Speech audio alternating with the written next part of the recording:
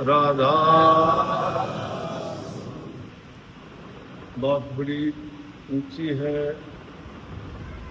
हर एक सत्संगी सुनते भी हो, बार बार शब्द गाने वाले गाते भी हैं, और बड़े चाव से कहते भी हैं कि 7 दीप 9 खंड में गुरु से बड़ा न कोई। करता करे न कर सके, गुरु करे सो।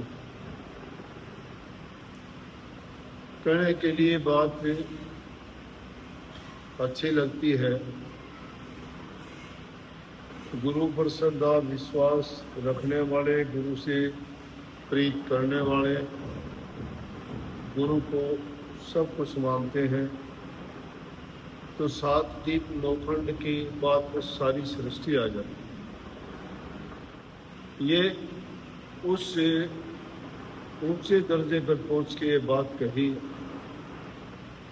जिन्होंने गुरु की महिमा पहचानी। और गुरु की महिमा जो जान लेता है तो समझो उसके सारे कार्य सिद्ध हो जाते हैं। और वही ये बात कह सकता है। जवानी जमा खर्च में बोलने को सब बोलते हैं, मैं भी बोलता हूँ, आप भी बोलते हो, वो भी बोलते हैं। बहुत ऊंची बात है 7 दीप 9 खंड। सृष्टि क्यों आ गई कि सारी सृष्टि में 7 तो महाद्वीप है, 9 खंडों में बांटी गई है। वो सारी 9 भागों में पूरी सृष्टि को बांट रखा है। कहने का मतलब पूरी भी इस रचना में गुरु से बड़ा किसी को नहीं माना। और आगे जो बात कही क्यों बड़ा माना गया, उसमें कही कि करता करे न कर सके और गुरु करे सो। कर्ता कौन है सृष्टि का? ब्रह्मा जी। वो रचना वाले करने वाले। सृष्टि की रचना ब्रह्मा जी ने की है। विष्णु जी इसका पालन करते हैं, महादेव जी इसका संहार करते हैं। ये तीनों शक्तियाँ पूरी सृष्टि में कार्यरत हैं और उन्हीं के कारण पूरी सृष्टि चलती है। लेकिन वो भी किसी की आराधना पूजा करते हैं, वो भी याद करते हैं। वो कौन है? उसको संत बताते हैं। वो कर्ता का कर्ता है। कर्ता कौन है? ब्रह्मा जी। और कर्ता को बनाने वाला कौन है? सब। इसीलिए संतों ने कही कि शब्द ने रची त्रिलोकी सारी, कि सारी रचना शब्द की है। तो इसलिए कही कि कर्ता करे, कर्ता सब कुछ कर सकता है सृष्टि में, सारी रचना उसकी है। कर सके वो भी ऐसा नहीं कर सकता शिष्य के लिए, मुक्ति नहीं दे सकता किसी को। मुक्ति कौन देगा? जो कर्ता का करता है। और गुरु उसको जानते हैं, गुरु उसी का भेद देते हैं। इसीलिए गुरु की आराधना पूजा के लिए कही गई है कि गुरु करे सो हो। अब आप कहो कि गुरु इतना बड़ा हो गया। 2 दिन पहले ही एक लड़की आके पूछने लगी कि जी गुरु को परमात्मा से बड़ा क्यों मानते हैं?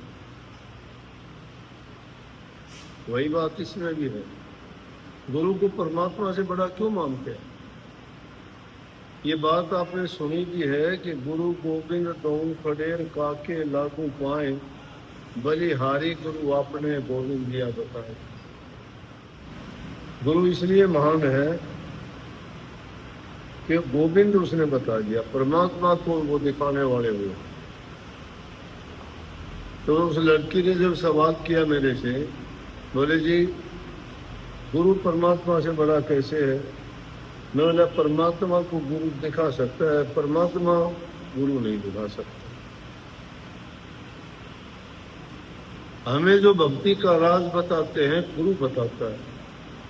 आज तक परमात्मा ने किसी को राज नहीं बताया कि मेरी भक्ति ऐसे करो या गुरु की भक्ति ऐसी करो। गुरु बताता है परमात्मा की भक्ति ऐसे करो इस रास्ते पे चलो, उसका सुमन करो, ध्यान करो, याद करो, उसका गुणगान करो, तो आपको मिलेगा। इसलिए इसका तो अर्थ ये था कि कर्ता तो करे, वो नहीं कर सकता, गुरु करता वो हो जाए।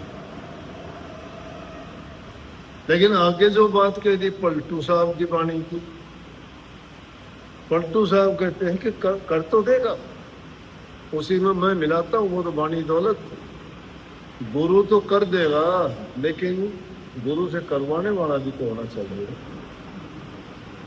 पलटू साहब ने हाथ खड़े कर दिए। पलटू साहब कहते हैं कि पारस क्या करे जब लो आ खोटा हो। पारस का गुण है, उसमें शक्ति है, ताकत है कि वो लोहे को सोना बना देगा। लेकिन पलटू साहब कहते हैं वो तो बना देगा, लेकिन लोहा भी तो शुद्ध होना चाहिए।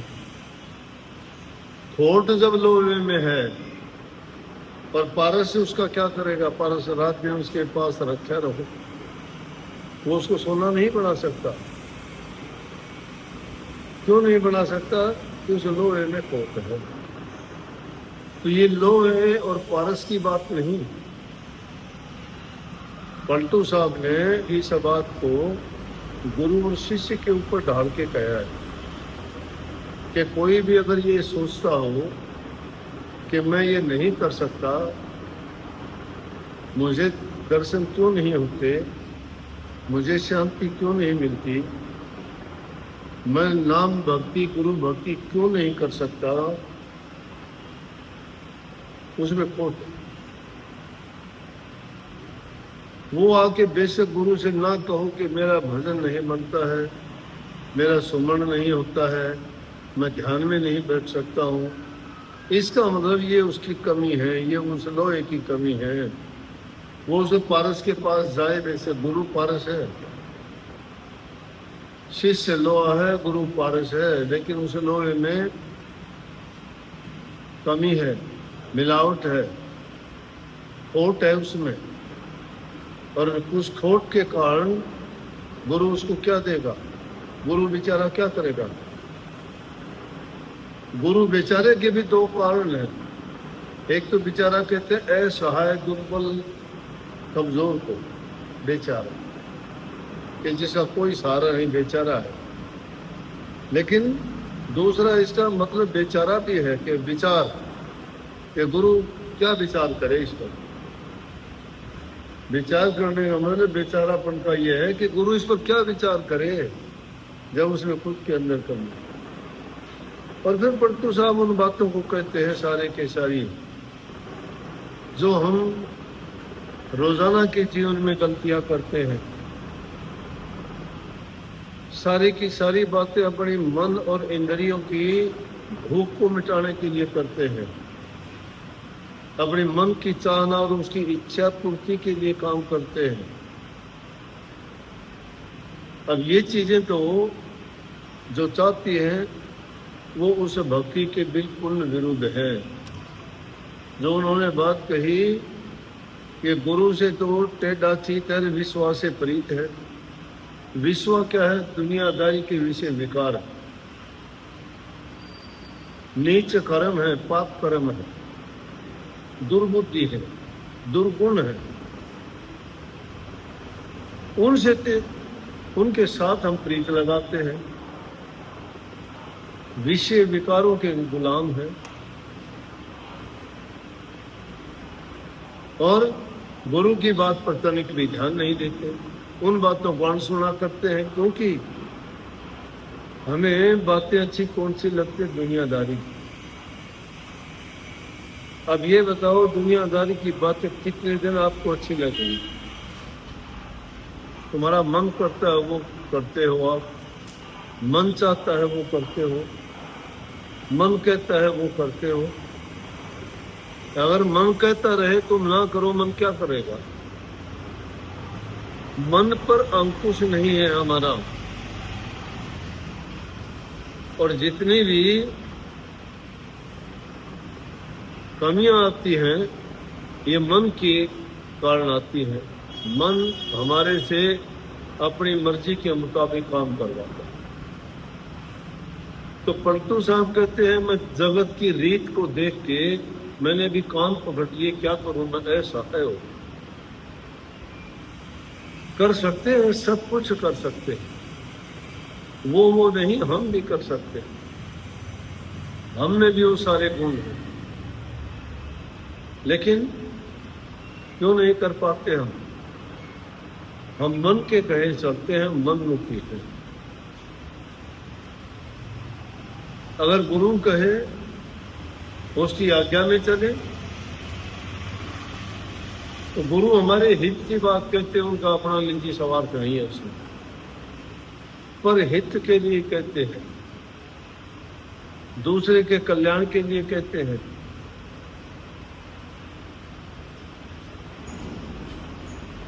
जब ये नहीं सोचते कि ये तुम्हारे हित की बात कहते हैं, पर फिर भी हम उनको अनसुनी करते हैं, वक्त आता है याद आती है।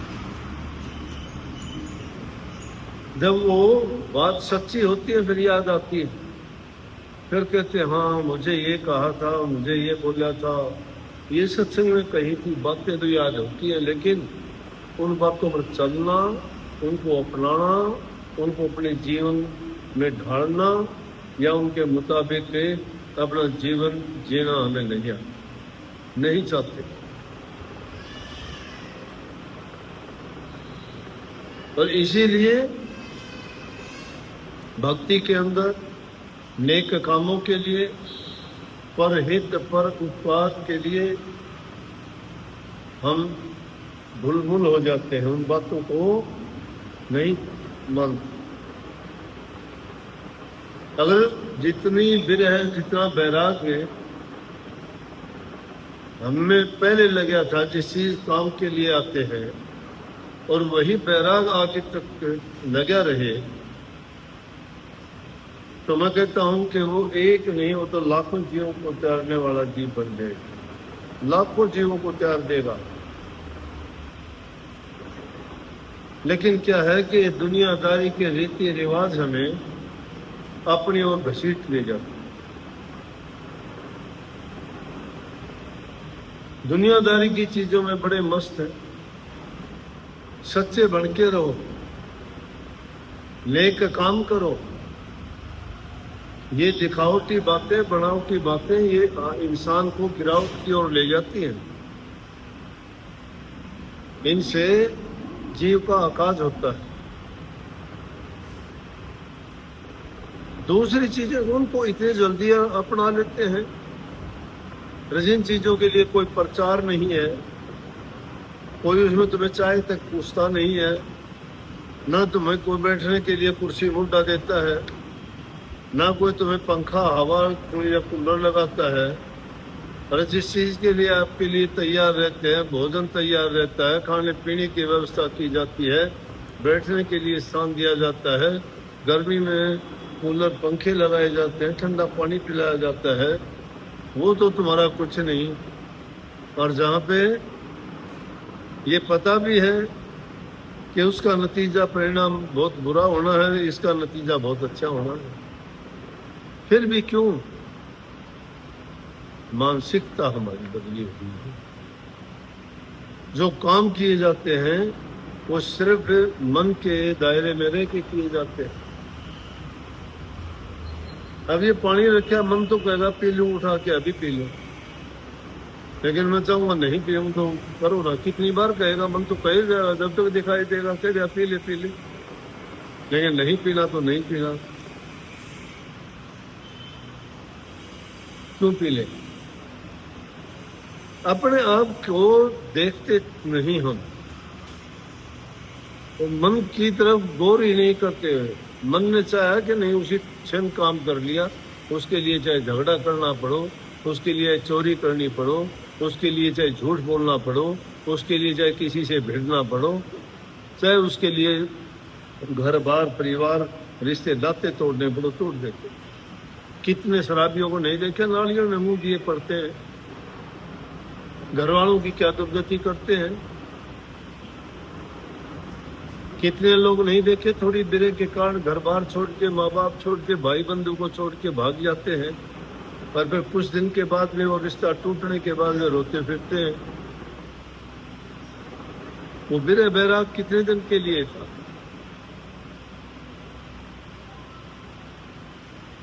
उनको जब छोड़ते हुए देर नहीं करते, फैसला तुरंत करते।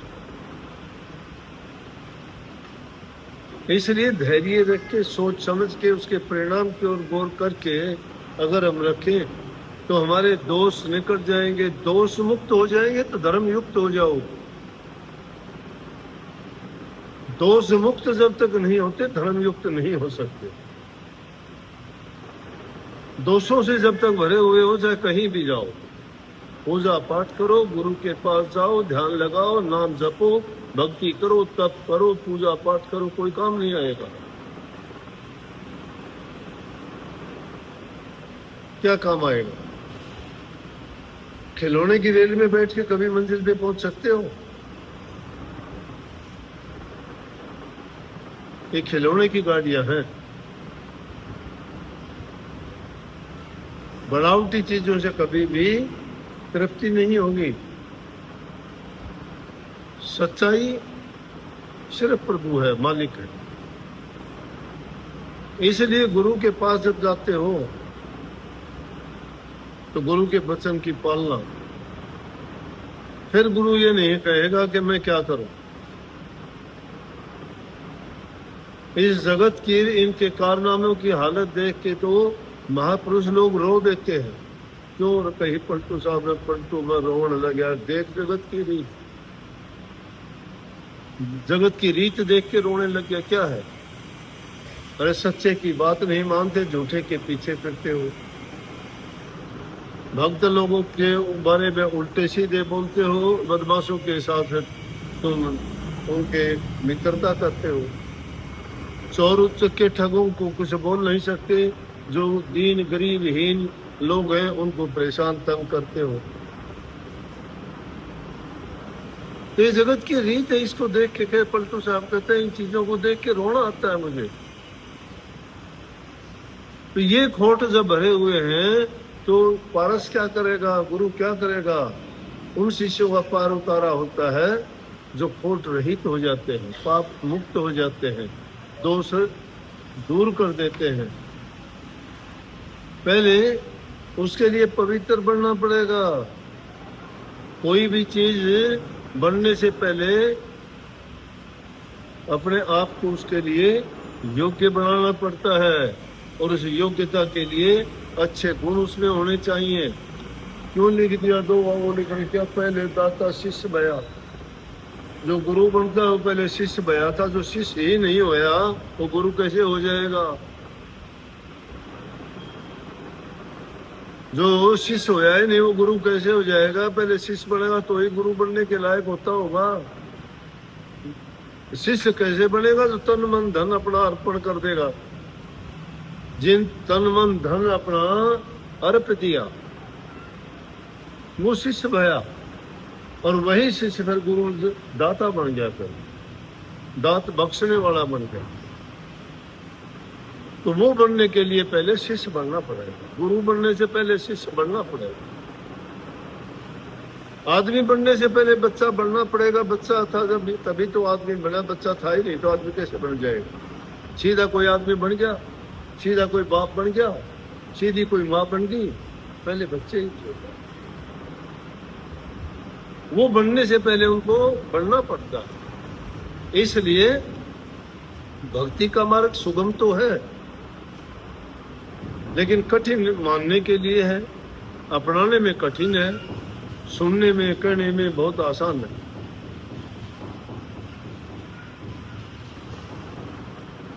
उस चीज की ये चीजें जो बताई गई ये कठिन है, बात बहुत कठिन है। ये ना सोच लेना बहुत आसान है, बहुत कठिन बात है। लेकिन जो आसान चीज है वो करना सीख जाओ। ये कठिन चीज अपने आप सोच जाएंगे, इनके ओर जाने की जरूरत नहीं। बुराइयां त्याग दो, झूठ कपट बेईमानी छोड़ो, हृदय में प्रेम सेवा भाव, मीठा बोलना, अच्छा बर्ताव, और व्यवहार कुशल बनो, किसी को दुख ना दो। ये गुण जब तुम में आ जाएंगे, ये चीजें आसान हो जाएंगी। ये वो गांठ है जिनको खोलने के लिए ये उनके लिए औजार है। कठिन चीजों को हृदय से निकालने के लिए ये छोटी छोटी चीजें अपने जीवन में अपना लो, अपने आप तुम्हारा रास्ता खुलता चला जाएगा। संतों ने ना कोई ग्रंथ पढ़े, ना उनको कोई पढ़ाने वाला था, ना कोई कॉलेज संस्था थी। क्या पढ़ा उन्होंने? एकांत में बैठ के अपने हृदय को पढ़ा, हालात को देखा। हर समय उन्होंने अपनी जांच की कि क्या मेरे अंदर कमी है तो कौन सी है, वो दूर कैसे होंगी। ये दूर जब तक नहीं होंगी तब तक मैं पाक साफ नहीं हो सकता, और जब दूर हो जाएंगी तो प्रभु के चरणों के लायक बने, क्योंकि परमात्मा पवित्र है और पवित्रता में मिलने के लिए पवित्र बनना पड़ेगा। और पवित्र जब बनोगे जब इन दोषों से मुक्त हो जाओगे। कोशिश किया करो, ये कोई नहीं कह सकता।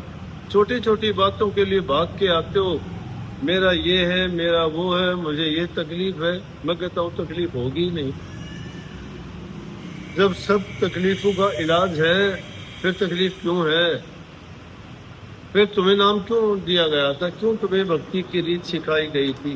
क्यों तुम्हें मंत्र दिया था? किस लिए आपने मंत्र लिया था? जब उन बातों के लिए ही आप शिकायत करते हो, मंत्र क्या काम आएगा आपको? तुम्हारी जेब में पैसे हैं फिर भी मांगते फिरते हो, भिखारी की तरह हाथ क्यों फैलाते हो? हाथ फैलाते हो तो उसके सामने फैलाओ जो सबको देता है। जो सबको देता है उसका रास्ता बताया है तुम्हें, उससे याचना करो।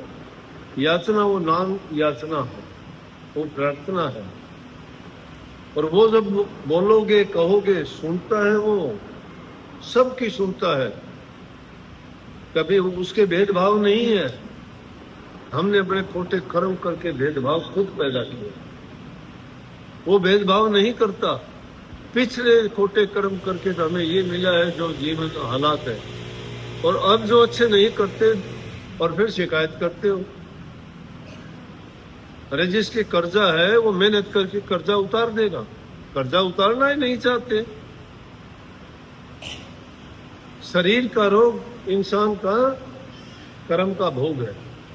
पिछले कर्म जो आए उसके भोग भोगने लग रहे हो। अच्छा है तो अच्छे करके आए हो, बुरा है तो बुरे करके आए हो। लेकिन अब भी तुम्हारे शिकायतें हैं तो वो इसलिए हैं कि तुम्हारा कर्ज है। अभी कर्ज चुकाने के लिए क्या है? मेहनत करो। मेहनत क्या है? नाम भक्ति करो, तुम्हारे सारे कर्ज चुक जाएंगे। सबको बहुत बहुत आशीर्वाद। राधा